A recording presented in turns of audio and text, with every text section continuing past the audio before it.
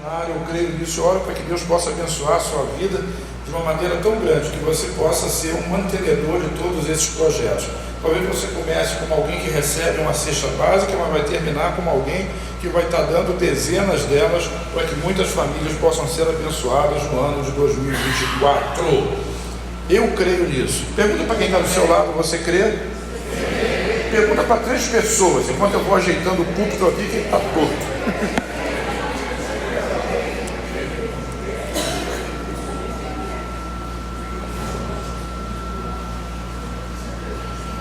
Aí sim, é me dá agonia, é um toquezinho, né? Então tem que estar centralizado para poder funcionar. Esse negócio de torto não dá certo. Eu já falei para vocês, né? Hoje está mais ou menos. Outro dia eu fui pegar lá em Santa Bárbara e as cadeiras, quando eu olhava do culto, só fossem Aí eu preguei o culto todo olhando para cima, Senhor, que dá agonia, né? Um atrás do outro, né? Ali, agora certinho, vai ficar uma beleza para a glória de Deus. Mas você entendeu? Entendeu os projetos? A sua célula faz parte disso. A célula é o braço da igreja para atingir as pessoas. Tudo acontece através das células. Mas é óbvio que fica pesado demais para uma célula poder ter uma demanda dessa e atender todas as pessoas. Então nós vamos como igreja dar suporte, mas a sua célula, ela é o braço que vai atingir essas pessoas. Como é que uma pessoa chega até a igreja? Como é que nós descobrimos uma pessoa? Através da célula. Uma ou outra aparece na porta da igreja, mas normalmente as pessoas vêm através da célula, através dos encontros com Deus, e é aí que nós vamos atingir cada uma delas e todas elas. Porque cada uma que vem vai fazer o quê? Traz mais outra, mais uma família, né? E mais famílias serão abençoadas com esse poder, com essa graça e com o evangelho do Senhor Jesus. Glória a Deus. Vamos à palavra, está preparado? A porta já está fechada para ninguém sair correndo e para o discípulo do Ney não entrar. É o Carlinho é o cachorrinho do Ney, novo aí, que não é dele, mas é dele, que anda atrás dele para tudo quanto é lugar, né? Ele está ali doido para entrar. Repete comigo assim: uma mistura de sabores. É o que nós vamos falar nessa manhã. E não, eu não sou masterchef, não sou cozinheiro, não pretendo ser, mas vou trazer essa verdade para a palavra de Deus. O Daniel, aquele gorducho que está em algum lugar aí, sumiu. É em algum lugar por aí. Está escondido aí atrás do meio, por quê?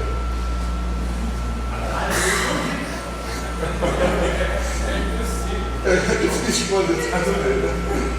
Mas ele costuma dizer lá em casa que nós, brasileiros, em linhas gerais, temos um paladar infantil, porque a gente gosta do doce, do salgado, ele distribui, conhece o quente, conhece o frio, mas não aprofunda nos sabores dos alimentos, dos temperos e essas coisas todas. Não dou muita confiança para isso não, porque eu também gosto do salgado, do doce, do quente, do frio, embora o doce está já fora dos meus planos, por enquanto, o salgado bem diminuído, né? Então isso faz com que a gente tenha que experimentar outras coisas para você ter sabor na vida dos seus alimentos. Eu estou dizendo isso não porque no áudio culinário é essa a pretensão, mas a Bíblia também fala de sabores com relação à própria palavra de Deus. Então você pode imaginar, quem gosta de batata? Batata? Todo mundo gosta de batata? Batata inglesa, batata comum? Qual a sua batata preferida? A maioria vai dizer batata frita. Batata frita. A batata frita só precisa de gordura, e agora nem mais, né? Porque a airfryer ela já prepara a batata sem gordura, o que é muito bom, né? Você pode até perder um pouquinho do sabor da gordura, mas vai ganhar em saúde. E sal, né? No meu caso, um pouquinho de sal, quase nada. Mas a batata oferece muito mais para você do que batata frita. A semana passada nós falamos do purê de batatas, nós falamos da comunhão, né? Um purê bem feito, e batatas feitas de outras maneiras. Sabe, a palavra de Deus também ela pode ser entendida e compreendida dessa forma, porque como alimento que é, como semente que ela é, você pode aproveitar da palavra de Deus só na simplicidade da batata frita, ou você pode experimentar da palavra de Deus, da unidade do purê de batata, da complexidade de uma batata recheada com alguma outra coisa, e eu não vou ficar me alimentando esse assunto, porque ele é pequenininho para mim, eu vou acabar me enrolando. Mas existem muitos outros sabores, outras formas de preparar a batata, e o que eu quero lhe dizer é que existem muitos sabores, muitas formas de você enfrentar, de você absorver, de você se preparar melhor, de você estudar mais, de você saborear melhor a palavra de Deus na sua vida. Muito mais do que a superficialidade, talvez num culto dessa manhã. E dependendo do nível de conhecimento de quem lhe ensina, do nível de unção de quem lhe ensina, pode ficar bastante superficial a nível da desnutrição. E dependendo de quem te ensina, você pode até ter uma substância melhor. Mas não tem jeito. A única forma de você se alimentar é comendo. Você repete comigo assim: eu preciso comer. Olhar o Samuel comendo e dizer assim: puxa, aquilo deve estar gostoso. Não vai me atribuir bem nenhum. Ele está comendo, ele sabe o gosto que tem, ele vai receber os nutrientes, ele vai aproveitar do que aquele sabor, do que aquela comida, do que aquele hamburgão que ele está comendo lá está oferecendo para ele. Eu não, ele conhece o negócio de hambúrguer, né? Ele sabe, eu não sei. Ele pode dizer assim: olha, isso aqui é muito bom, e eu digo: deve ser mesmo. Mas a única forma de eu poder experimentar e receber também daquilo é provando. Então, a melhor maneira de você receber a palavra de Deus, uma delas é obviamente ouvindo, mas você precisa se aprofundar naquilo, experimentar mais, desenvolver mais um caráter de fé em cima daquilo que você está vivendo. Quem entende comigo diz amém? Amém. Então, por isso é uma mistura de sabores. O livro de Apocalipse, no capítulo 10, e eu dei aula sobre isso na quarta-feira, e eu quero trazer agora não para a questão profética do Apocalipse, mas para uma questão inspirativa. Apocalipse 10, versículos de 7 a 11, diz assim: mas nos dias em que o sétimo anjo estiver... Calma, eu não vou ficar aqui falando, nem explicando o sétimo anjo para vocês, a turma lá sabe. Agora entenda isso de uma forma inspirativa, tá bom? Mas nos dias em que o sétimo anjo estiver para tocar a sua trombeta, vai se cumprir o mistério de Deus da forma como ele o anunciou aos seus servos, os profetas. Depois falou comigo, João diz isso mais uma vez, a voz que eu tinha ouvido falar do céu: vá, pegue o livro aberto que está na mão do anjo, que se encontra de pé sobre o mar e sobre a terra. Assim me aproximei do anjo e lhe pedi que me desse o livrinho. E ele me disse: pegue-o e coma-o. O que ele disse? Pegue-o e coma-o. Vamos de novo? Pegue-o e coma. Ele será amargo ao seu estômago, mas em sua boca será doce como mel. Diga: amargo no estômago, mas na boca, doce como mel. Peguei o livrinho da mão do anjo e o comi. E ele me pareceu doce como mel na minha boca, mas ao comê-lo senti que o meu estômago ficou amargo. Então me foi dito: é preciso que você profetize de novo acerca de muitos povos, nações, línguas e reis.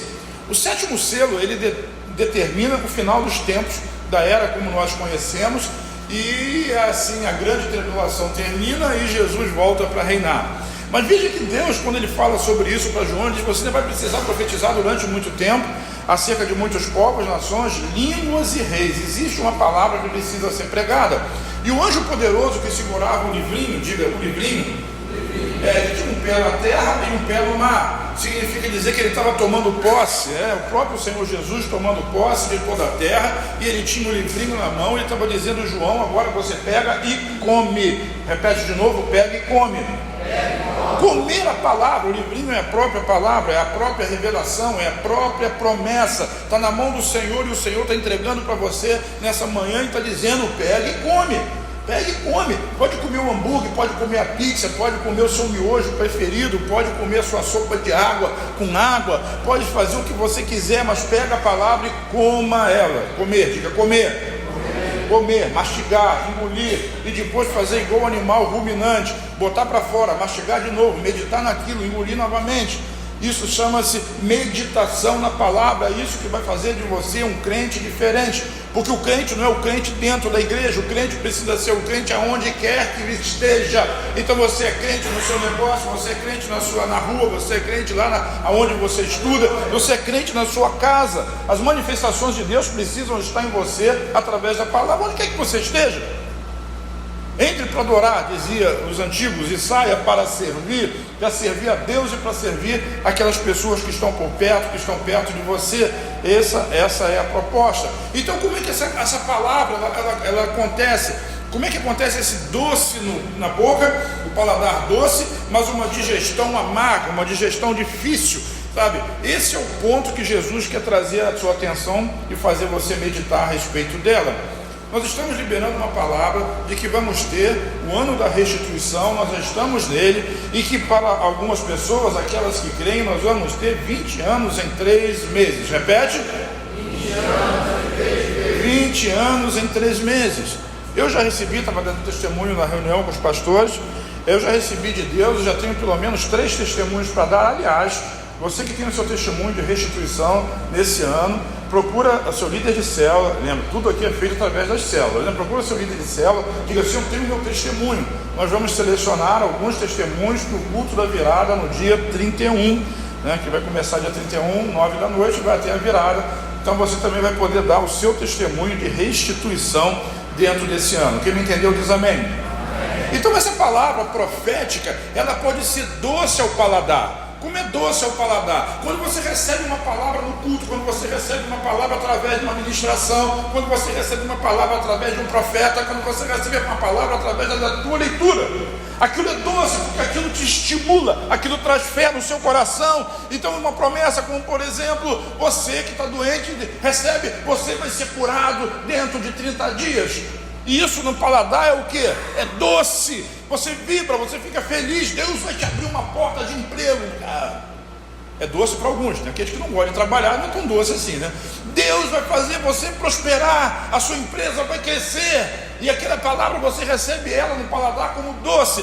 Deus está abençoando você e te chamando para o ministério. Você, opa, sou eu, Deus me escolheu. É doce. Então, no primeiro momento, na boca, a palavra de Deus, a profecia sempre será, sempre será doce. E será doce, porque toda palavra de Deus, ela é doce ao paladar. Porque a fé é produzida, porque o estímulo é produzido, e isso, a esperança é produzida dentro de você. Por isso, quando você mastiga, quando você engole, num primeiro momento, ela é doce. Mas quando chega no estômago e começa a ser digerida, aí muda o sabor. Aí precisa ter o amargor. E, aliás, os entendidos de culinária dizem que é importante você perceber a acidez, o amargo e outros sabores que tem. Eu não vou ficar aqui delongando demais para não ficar cair no erro, né? Então é importante você saber os sabores. O que eu sei, isso eu estudei, a língua ela tem papilas gustativas, e cada lugar da língua ela é responsável por identificar sabores diferentes naquilo. Então, a acidez em um lugar, o salgado em outro, o doce em outro, o amargor em outro, e outros mais que eu não sei quais são, eles estão todos lá, sabe? A palavra de Deus ela é agradável quando você come, mas quando ela é digerida, ela precisa ser digerida, às vezes, e muitas vezes ela se torna amarga. Por quê? Pergunta para quem está do seu lado, por quê? Por quê? Porque a digestão é que prova a doçura, a digestão é que prova o sabor, a digestão é que faz com que você defina definitivamente. É complicado, né? Corta isso aí. É a digestão que faz com que você absorva definitivamente os nutrientes daquilo que você comeu. E quando você rumina e medita na palavra, é isso que vai fazer diferença na sua vida. Não só o doce, porque o doce, ele é doce, parece o viciado em chocolate, por exemplo. Por que o indivíduo é viciado em chocolate? Porque ele é doce. Mas eu gosto também de chocolate amargo. A maioria gosta de chocolate porque ele é doce. É chocolate ao leite, é tal, e tem um sabor, e tem passa, e tem amêndoa, e tem avelã, e tem essas coisas que você sabe que tem. Aí você come o chocolate. Eu comi um chocolate lá em Campos do Jordão agora na última viagem, extraordinário, porque ele é doce, ele é gostoso, ele é recheado, não tem açúcar. Ideal para mim. Mas o que acontece quando você come? Eu estou falando do chocolate, mas pode ser o seu pudim, pode ser a sua tortinha de limão, pode ser o seu pavê, pode ser qual doce que você gosta. O que acontece normalmente? Você comeu e gostou, ele é doce, tal, mas você não espera nem que a digestão seja feita. Ou seja, que os seus órgãos internos, o sistema digestório, ele possa absorver aquele nutriente. Você, baseado no vício, na gula, você vai querer comer de novo, comer, de novo, comer, de novo, comer, de novo. E daqui a pouco vai acabar igual. Eu vou deixar isso para lá.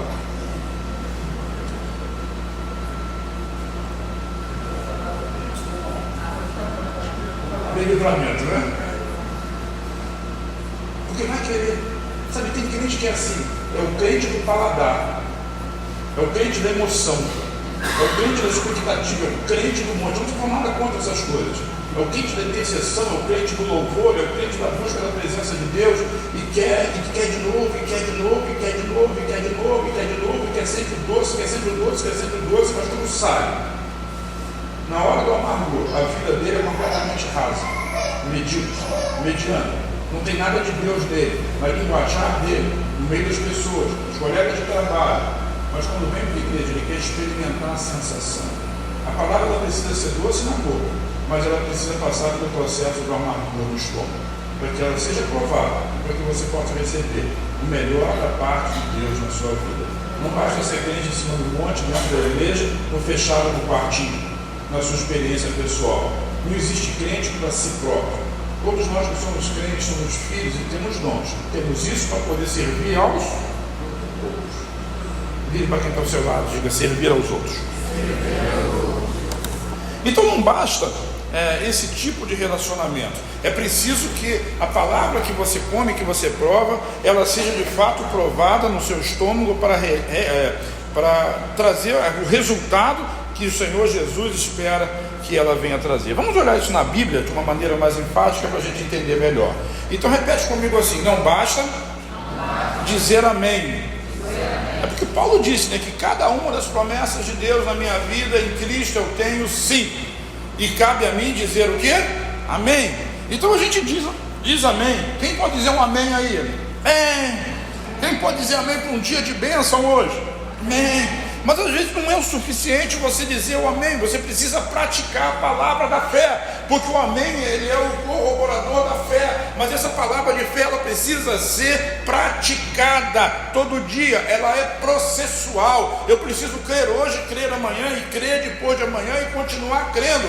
Eu creio quando eu recebo ela com doçura, mas quando ela for provada no dia seguinte, você vai prosperar e vai crescer muito na sua empresa, neném. Aí quando chega no dia seguinte, hoje você recebeu aquilo com glória, mas quando chega no dia seguinte você perdeu um contrato de trabalho. Aí a doçura passou a ser amarga. E aí a sua fé ela precisa ser praticada. Porque essa doçura, ela vai produzir resultado, mas você precisa perseverar. Diga perseverar. Diga de novo, perseverar. Perseverar crendo. É por isso que é doce na boca e amarga no estômago. Quem entendeu diz amém? Amém. Lucas capítulo 6, versículo 46 a 49 diz assim, Jesus diz assim: por que vocês me chamam Senhor, Senhor e não fazem aquilo que eu digo? Por que estão me chamando Senhor, Senhor? É a mesma coisa que você dizer amém, amém, glória a Deus, glória a Deus. Então a palavra é pregada e você diz amém, você diz glória ao Senhor, você diz vim para adorar-te, vim para buscar-te, vim para servir-te, vim para isso, vim para aquilo. Está dizendo amém, está dizendo Senhor, Senhor, mas não pratica, repete, não pratica absolutamente nada do que essa palavra diz, que é só o docinho, né? Vai cantar o Prisma Brasil, que vocês não conhecem, e eu estou me esforçando para lembrar uma música que eu não consegui também, mas conheço o Prisma Brasil, muito bom, aliás, depois você procura lá no YouTube. Mas você vem para cantar, vem para adorar, vem para fazer declaração, mas a declaração da declaração da declaração vai culminar exatamente nisso. Ganhei uma, olha que inveja aí. Me chama?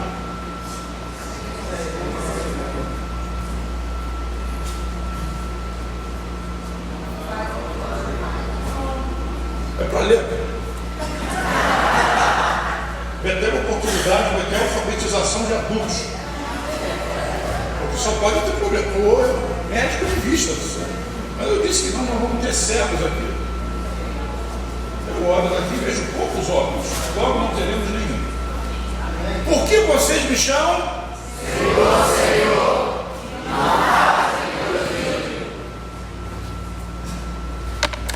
disso que eu estou dizendo.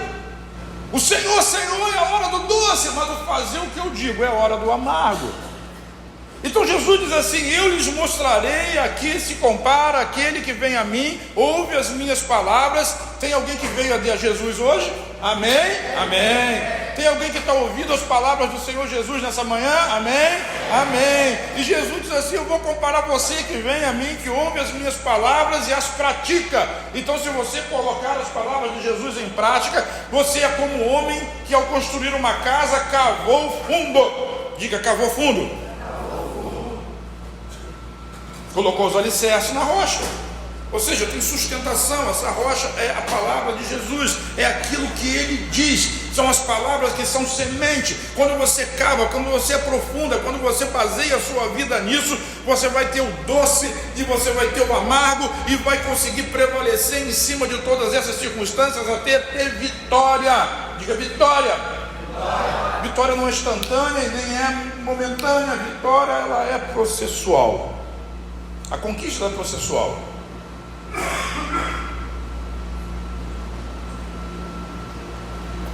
Você ganhou um terreno doce. Ganhei um terreno.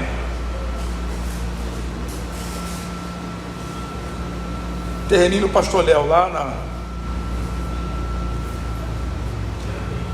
Olegário Nascimento, foi uma rua lá? Beira do rio, jardim à beira do rio. Era cheio de mato até a metade da rua. Você ganhou um terreno. Glória a Deus, eu ganhei um terreno, agora é a hora de construir. Como é que você vai construir esse terreno? Porque sabe que a tempestade, a dificuldade, diga assim, o amargor sempre vem. E quando vier o amargor, ele vem contra o terreno do Léo, do Pastor Léo, e vem contra o terreno que está construído do lado da casa do Pastor Léo. Porque a tempestade, quando vem em cima de todo mundo. Mas aquilo que você cava, aquilo que você constrói, aquilo que você sustenta na palavra, é aquilo que vai prevalecer, aquilo que vai permanecer. Jesus está falando aqui usando uma metáfora de construção, mas ele está falando da sua vida. Quando você constrói os princípios da sua vida em cima da palavra, no dia ruim você vai prevalecer, você vai permanecer.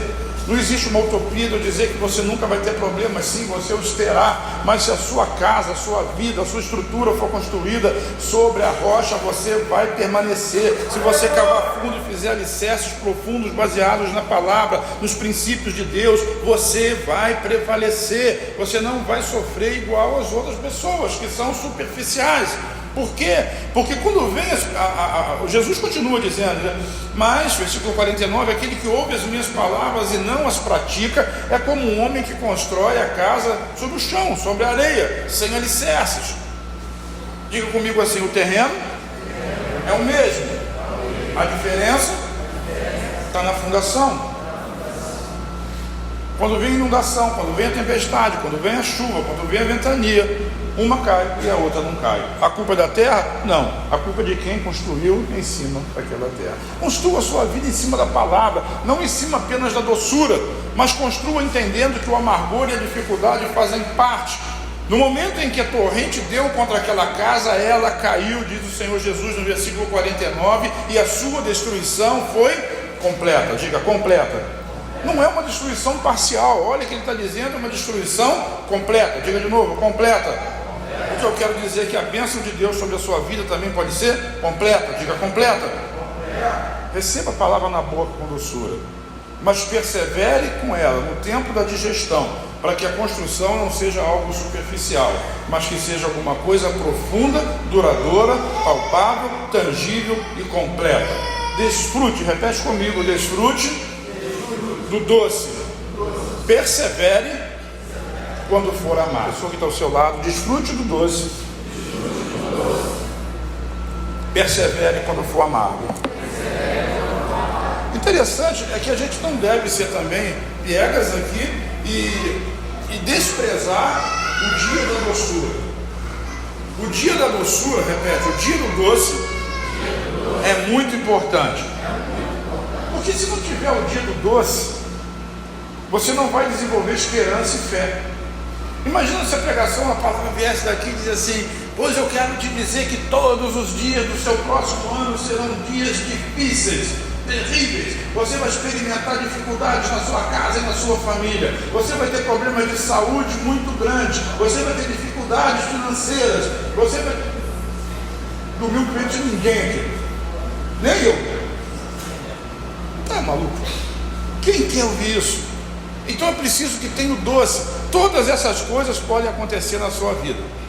Não estou dizendo que não vá e nem está dizendo que vá, mas o que eu estou dizendo é assim, que Deus vai abençoar você profundamente o ano que vem, que Deus ele vai estar contigo em cada momento da sua história, da sua vida, que você vai ter a força do Senhor para perseverar nele, e que no final, diga no final, a minha honra, a minha vitória será completa.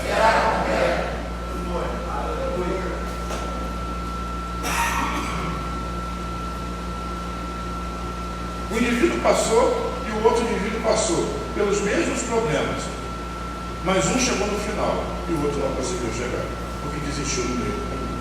O meio do caminho sempre tem um amargor, sempre tem a dificuldade, mas no final, eu já li o Apocalipse todo algumas vezes, e vou terminar com o pessoal lá na turma quarta-feira. Eu já li o final. Se você tem medo do Apocalipse, lê lá o 21 e o 22, acredite em mim, vai dar tudo certo. No final vai dar certo. Não tenha medo, vai dar certo. Jesus vai reinar e você vai reinar com Ele. Ponto. É assim que essa história termina. E até chegar lá nós continuamos suportando a mar e aproveitando do doce. Dá um aplauso ao Senhor Jesus nessa manhã.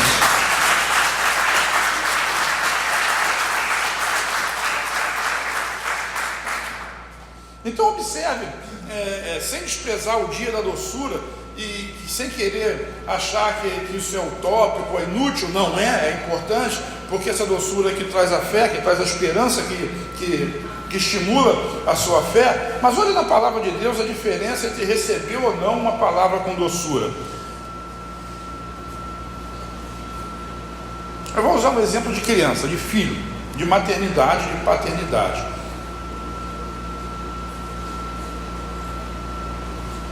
Se uma pessoa que é muito filho e recebe uma palavra e diz assim, o Senhor vai te prosperar, vai te abençoar e você vai ter o filho do seu sonho. Se essa pessoa é você, o que você diria? Amém. Aleluia, amém. Eu comprava sapatinho de criança e berço e essas coisas todas, porque eu estava quero tanto aquilo, e eu recebi uma promessa. Porque para quem é crente, uma promessa é a mesma coisa que uma realidade. Isso é tomar posse. Eu não estou vendo ainda, não preciso ver, o Senhor já falou comigo que é meu, então não importa, é meu.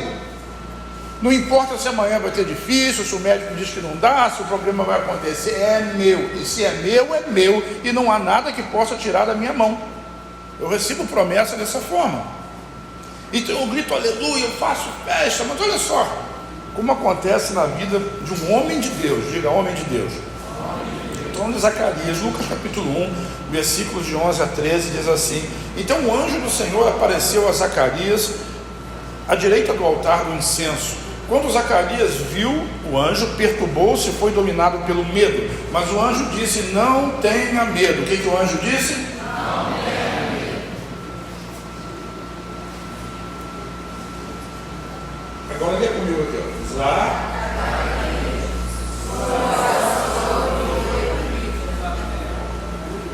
A pergunta aqui é: quem provocou Deus?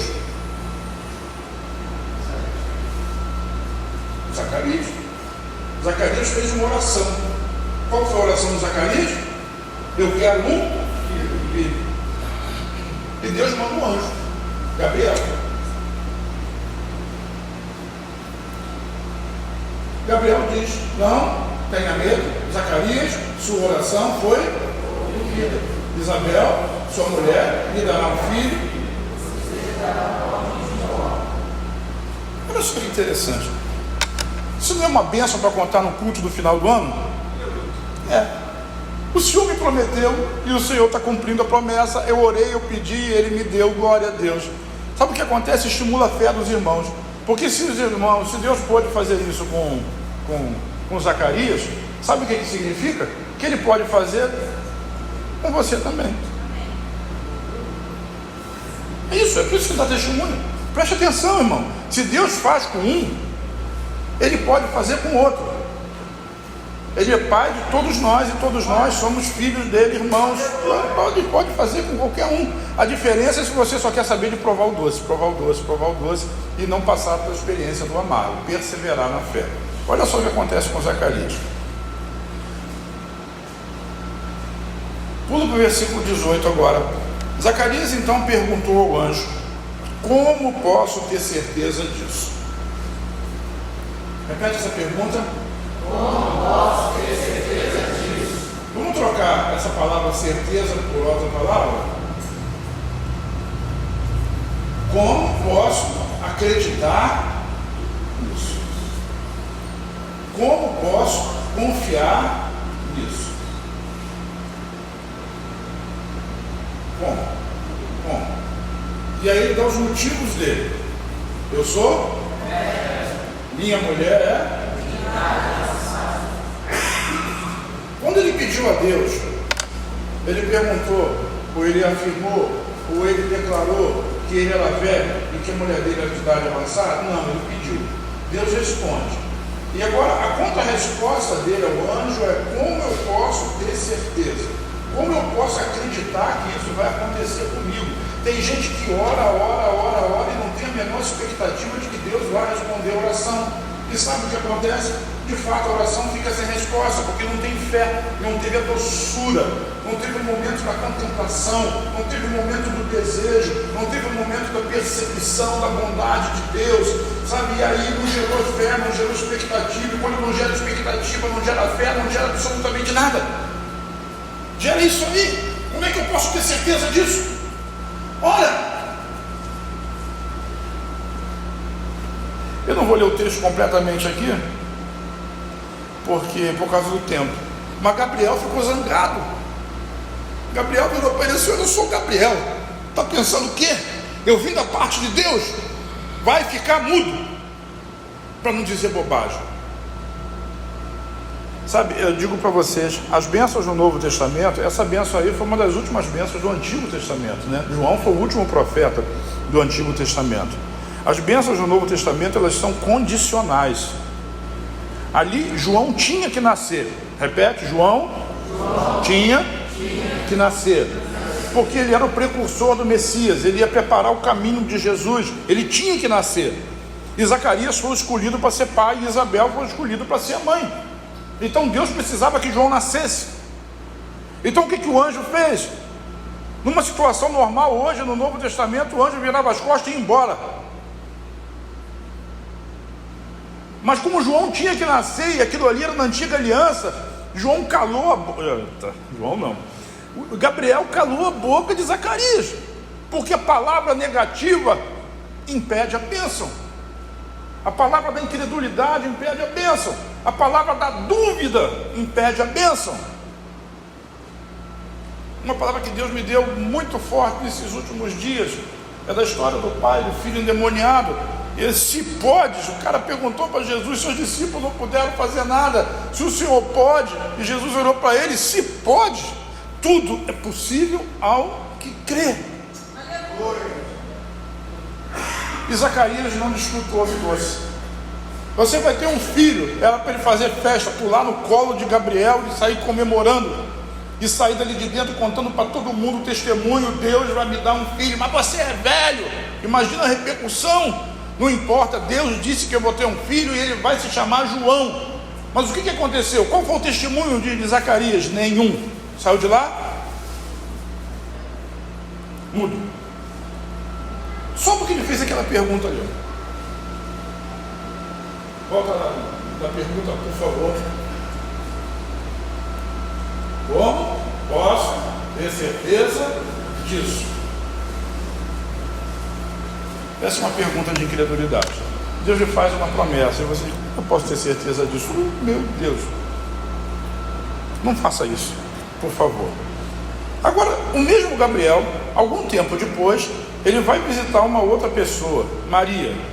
Já que nós estamos na época de Natal, vamos falar do nascimento de Jesus. Lucas 1, 28 a 34 diz assim: o anjo, aproximando-se dela, quem é ela? Disse assim: alegre-se, agraciada, o Senhor está com você. Maria ficou perturbada com essas palavras, pensando no que poderia significar essa saudação. Mas o anjo lhe disse: não tenha medo, Maria, você foi agraciada por Deus, você ficará grávida e dará luz a um filho e lhe porá o nome de Jesus, e ele será grande e será chamado Filho do Altíssimo. O Senhor Deus lhe dará o trono de seu pai Davi, e ele reinará para sempre sobre o povo de Jacó, e seu reino jamais terá fim. Então Maria pergunta ao anjo, olha lá, versículo 34, qual a pergunta de Maria? A primeira promessa de um filho foi para um casal de idoso. A segunda promessa de um filho foi de uma mulher que não tinha marido, que era virgem. E essa história termina com uma frase dita por Gabriel: porque para Deus não há impossíveis.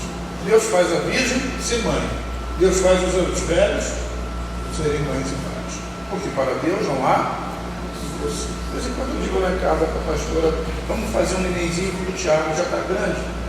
Sabe qual é a resposta dela? Não. Porque ela sabe que se dois concordam na terra, Deus liga no céu, e que para Deus não há impossíveis.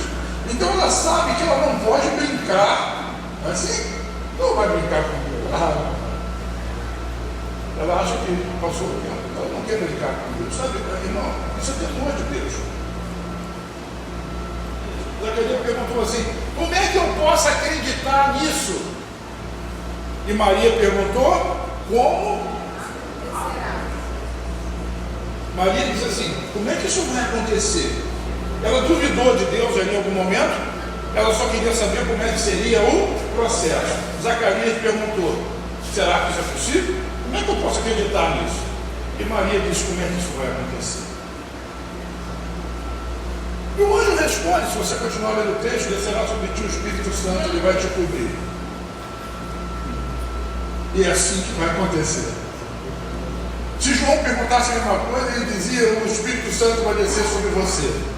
E aí eu não vou continuar na parte erótica da relação do velhinho e da velhinha. Mas João vai nascer. E nasceu. E Jesus nasceu também.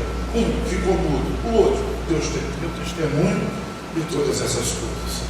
Não despreze, repete comigo: eu não desprezo o dia da doçura. E eu volto a dizer para você, hoje, no tempo da nova aliança, a sua resposta é a fé. Ela determina se o milagre acontece ou não acontece na sua vida. Você vai deixar de usar óculos. Eu falei isso aqui no começo do ano, em algum momento do ano. Creia. Em vez de dizer assim: será que isso vai acontecer comigo? Não vai. Sinto lhe dizer, não vai. E se você falar como Maria: como é que isso vai acontecer? Pode ser até que Deus não te dê uma resposta de como, mas o que eu posso dizer com certeza é que vai acontecer. Aquele que fez o olho, os nervos ópticos, a pupila, a retina e o globo ocular e todos os nervos do seu cérebro, ele pode fazer consertar isso tudo. Porque tudo é possível aquele que... Repita comigo assim: persevere no amargo. Esse amargor, então, ele é a prova da fé. Se você falar como Zacarias, será, né, usar esse argumento, você está demonstrando que o doce sabor da promessa já passou na sua vida e que você está desacreditando e duvidando do cumprimento daquela promessa, daquela palavra. Como diz uma canção antiga, talvez não tão antiga como do Prisma Brasil: quando tudo diz que não, tua voz me encoraja a prosseguir. Essa você lembra, né? Ou não? Quando tudo diz que não, e parece que o mar não vai se abrir.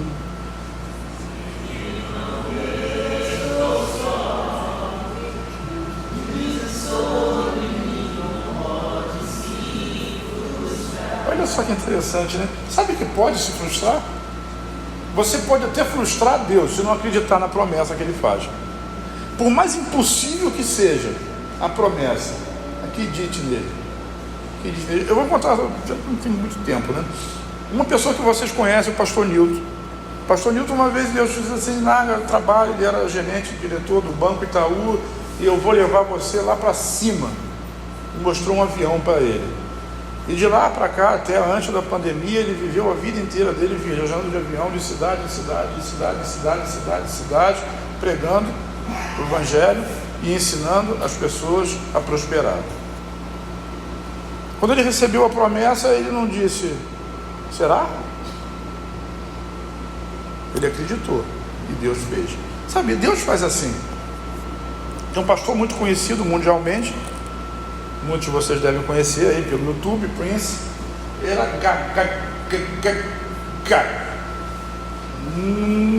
não conseguia falar uma frase inteira sem gaguejar. E Deus chama ele para o ministério. E ele disse, Senhor, você está brincando? Só pode ser brincadeira, eu sou gago, eu não consigo falar 2 palavras, 3 palavras. Se eu fico nervoso, então, aí não sai nada. Hoje joga aí, vê aí, houve uma ministração daquele que era gago e não conseguia falar nada. Eu lembro de Moisés disse assim, eu sou pesado de língua. E Deus disse para ele assim, quem é que fez a língua? Sabe? Acredite naquilo que Deus promete para você. Simplesmente. Não tem nada mirabolante, é só você acreditar. Deixa essa mente natural para lá, porque ela já morreu. E acredite na promessa de Deus. Eu vou usar um exemplo para encerrar a palavra nessa manhã, do profeta Elias. Elias, em determinado momento da sua vida, ele profetizou que durante 3 anos e meio não iria chover, e não choveu.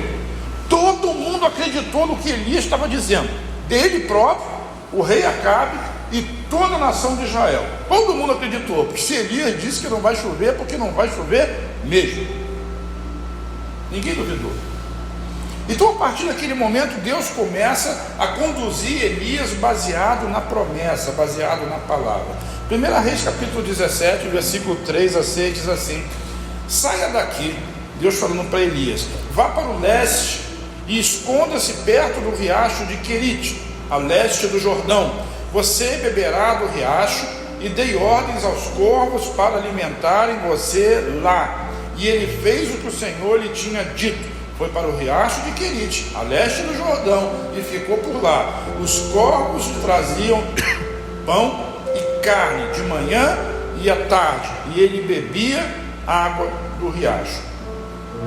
Não vai chover, fechou o céu. E Deus diz agora, sai daqui, porque o pessoal vai querer te matar. Vai lá para perto do Jordão, eu vou alimentar você lá. E Elias, prontamente. Mas como é que ia alimentar? O corvo ia trazer carne. Aí você vai perguntar, será que o corvo trazia carne assada? Acho difícil, mas de alguma forma ele trazia carne. E Elias bebia a água do riacho. Se Elias não acredita naquilo, ele ia morrer de sede e de fome, igual muita gente morreu. Mas ele era um profeta experimentado. Quando Deus falava com ele, por mais absurdo que pudesse parecer, ele dizia, ok, agora, e foi para lá. Até o dia, essa palavra era doce, né? Comer carne da boca do bico de corvo, é melhor comer carne no bico de corvo do que não comer nada. Todo mundo morria e estava vivo. Isso é uma palavra doce. Mas um dia o riacho secou, não chovia. 1 Reis 17, versículo de 7 a 9 diz assim, algum tempo depois o riacho secou-se por falta de chuva. Então a palavra do Senhor veio a Elias, vá imediatamente. Vá quando? Para a cidade de Sarepta, de Sidom, e fique por lá. Ordenei a uma viúva daquele lugar que lhe forneça comida. Elias não disse assim, poxa, o senhor mandou por... O senhor não tinha poder de deixar aquele riacho continuar funcionando? Ele não disse isso. Ele não questionou, ele não argumentou, ele somente pegou, imediatamente pegou o que ele tinha e foi para onde Deus estava mandando ele ir. Ele não ficou pensando, poxa, mas não tinha, será que não podia ser um fazendeiro rico? É uma viúva pobre. Deus tem os caminhos dele. Mas Elias era um profeta experimentado, e ele disse imediatamente, sim senhor, e foi na direção de Sidom, que não é nem Israel, é Síria, fora de Israel, porque Deus estava enviando ele para uma viúva gentia. Versículo 10 diz assim: e ele foi, e quando chegou à porta da cidade, encontrou uma viúva que estava colhendo alguns gravetos. Ele a chamou e perguntou: pode me trazer um pouco d'água numa jarra para eu beber? Enquanto ela ia buscar a água, ele gritou: por favor, traga também um pedaço de pão. A mulher responde: juro pelo nome do Senhor, o teu Deus, não tenho nenhum pedaço de pão, só um punhado de farinha num jarro e um pouco de azeite numa botija. Estou colhendo uns 12 gravetos para levar para casa, preparar uma refeição para mim e para o meu filho, para que comamos e depois morramos. Elias, porém, lhe disse: não tenha medo, vá para casa, faça o que você disse, mas primeiro faça um pequeno bolo com o que você tem e traga para mim, e depois faça algo para comer você e para o seu filho, pois assim diz o Senhor, Deus de Israel: a farinha na vasilha não se acabará, e o azeite na botija não secará, até o dia em que o Senhor fizer chover sobre a terra. Ela foi e fez conforme Elias lhe dissera. E aconteceu que a comida durou todos os dias para Elias e para a mulher e para a sua família. Vamos repetir isso aqui?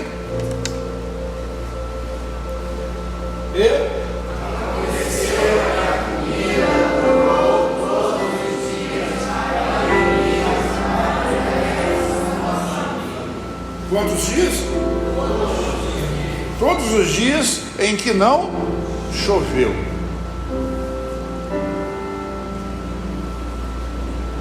Pois a farinha na vasilha não acabou e o azeite na botija não secou, conforme a palavra do Senhor proferida por Elias. Você conhece bem essa história. Eu tenho certeza que na maioria das vezes você, quando se coloca no lugar de um personagem desse, é isso que nós devemos fazer, você gostaria de se colocar na pessoa do profeta que foi obediente e que estava sendo sustentado pela viúva. E tudo isso é muito verdade, mas nós precisamos também nos colocar na posição da viúva que recebeu a visita daquele profeta. Última refeição, repete comigo: última refeição, sem recursos, esperando a morte. Quando ele é provada em fé, tem medo. Mas o profeta diz para ele assim: não temas, o azeite não vai acabar e a farinha também não vai acabar. Uma palavra doce com uma prova amarga.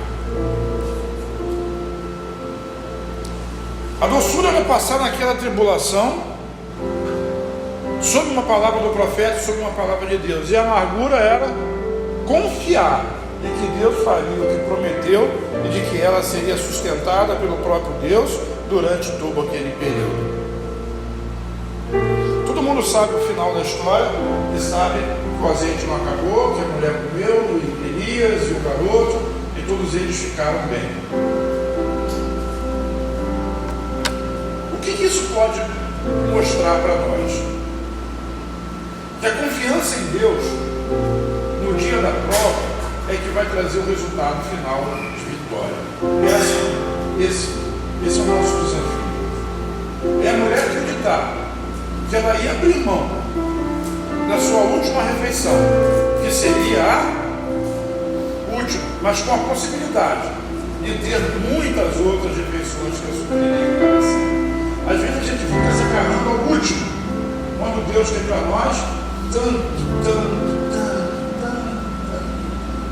mais de vida, de alegria, de fé, de provisão e de tudo mais.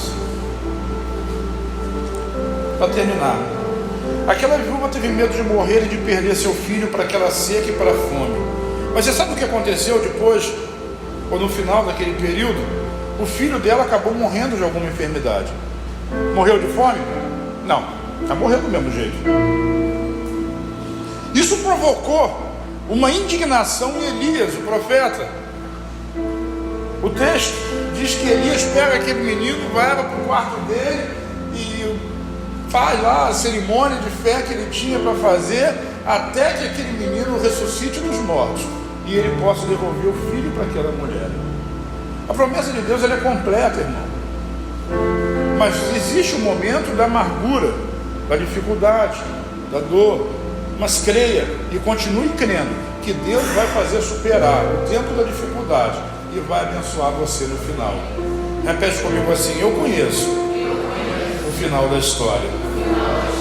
Último texto, eu quero ver Jesus falando a respeito disso. Lucas capítulo 4, versículo 25 diz assim: asseguro-lhes que havia muitas viúvas em Israel no tempo de Elias, quando o céu foi fechado por 3 anos e meio, e houve uma grande fome em toda a terra. Contudo, Elias não foi enviado a nenhuma delas, senão a uma viúva de Sarepta, na região de Sidom. E aí a gente para pensar, e eu queria que você pensasse comigo durante 30 segundos a respeito disso. Deus enviou Elias a Sidom, aquela viúva, para que ele permanecesse vivo? Ou Deus enviou Elias para aquela viúva para que ela permanecesse viva? A preocupação de Deus não era o profeta, porque muito bem Deus poderia ter continuado soprando água naquele riacho, e sempre haveria um corpo de Deus para levar comida para ele. Quando o profeta é enviado, ele não é enviado para ele é enviado para dentro. Quando a palavra é enviada, não é para benefício de quem envia, é para benefício de quem recebe. Ela recebeu.